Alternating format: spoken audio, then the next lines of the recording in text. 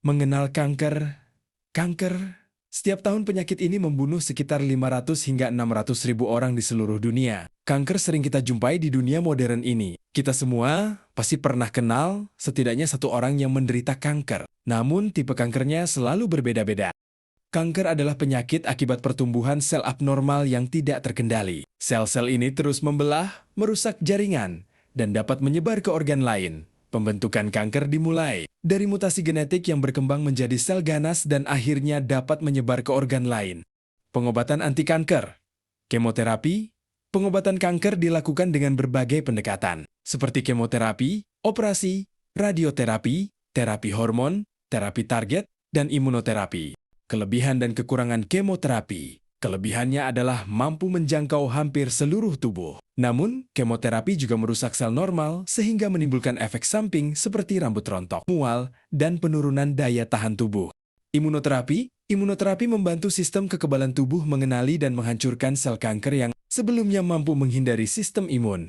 Terapi target. Terapi target bekerja secara spesifik pada molekul tertentu yang berperan dalam pertumbuhan sel kanker sehingga kerusakan pada sel normal lebih sedikit. Kelebihannya lebih selektif, dan efek samping relatif lebih ringan. Kekurangannya hanya efektif pada pasien yang memiliki target molekuler tertentu, serta biaya pengobatan cukup tinggi. Bahan alam sebagai obat kanker.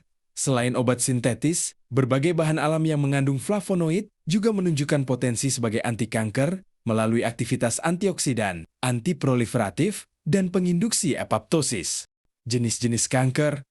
Terdapat 5 tipe kanker, yaitu karsinoma, sarkoma, melanoma, limfoma, dan leukemia. Karsinoma adalah kanker yang paling umum dan terjadi di jaringan kulit atau jaringan penyusun dinding organ. Tipe-tipe karsinoma termasuk kanker kulit, ginjal, dan payudara. Sarkoma adalah tipe kanker yang langka dan terjadi pada jaringan lunak yang menunjang dan menghubungkan struktur tubuh. Sarkoma juga dapat terjadi di bagian tulang. Sarkoma tipe ini dikenal dengan nama osteosarkoma. Tipe-tipe sarkoma termasuk sarkoma yang terjadi pada jaringan lemak, jaringan otot, dan saluran pencernaan. Melanoma adalah tipe kanker kulit yang terjadi pada sel yang menciptakan melanin pigmen yang memberikan warna pada kulit. Resiko melanoma meningkat apabila kulit terkena sinar UV berlebihan dan tanpa perlindungan. Dan semakin dikit melanin yang dimiliki seseorang, semakin rendah pula perlindungannya terhadap sinar UV. Inilah mengapa orang-orang berkulit putih memiliki resiko lebih besar terkena melanoma jika dibandingkan dengan orang-orang dengan kulit yang lebih gelap, lebar. Limfoma merupakan tipe kanker yang menyerang sistem limfatik, yaitu sistem yang berperan penting dalam sistem kekebalan tubuh. Limfoma paling sering menyebar ke ginjal, sumsum tulang, atau paru-paru. Leukemia merupakan tipe kanker darah yang disebabkan oleh meningkatnya sel darah putih yang tidak berfungsi dengan benar. Semestinya sel darah putih memiliki fungsi menyerang infeksi. Namun sel darah putih H yang dihasilkan saat menderita leukemia tidak memiliki fungsi ini. Lama-kelamaan sel darah putih ini akan mengurangi jumlah sel darah merah, trombosit, dan sel darah putih normal dan merusak fungsi tubuh secara keseluruhan. Sel kanker dan stamen cengkeh. Penelitian ini bertujuan mengetahui kandungan flavonoid dan aktivitas anti-kanker ekstrak metanol stamen cengkeh terhadap sel kanker prostat DU145, serta mengintegrasikan hasilnya ke dalam e-model pembelajaran.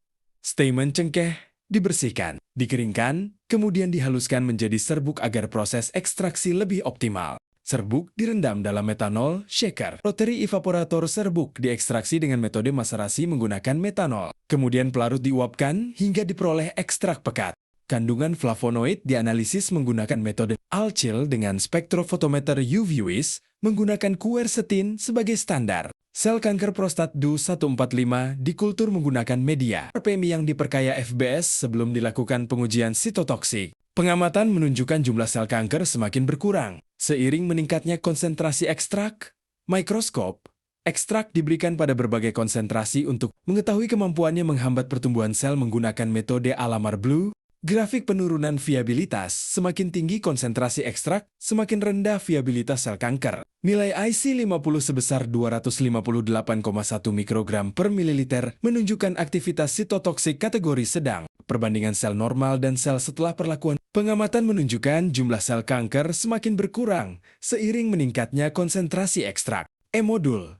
Hasil penelitian kemudian disusun menjadi e-modul interaktif yang dilengkapi materi, gambar, video, latihan soal, dan referensi. Penelitian ini menunjukkan bahwa ekstrak metanol stamen cengkeh berpotensi sebagai kandidat anti kanker terhadap sel kanker prostat dan dapat dimanfaatkan sebagai media pembelajaran berbasis penelitian. Terima kasih.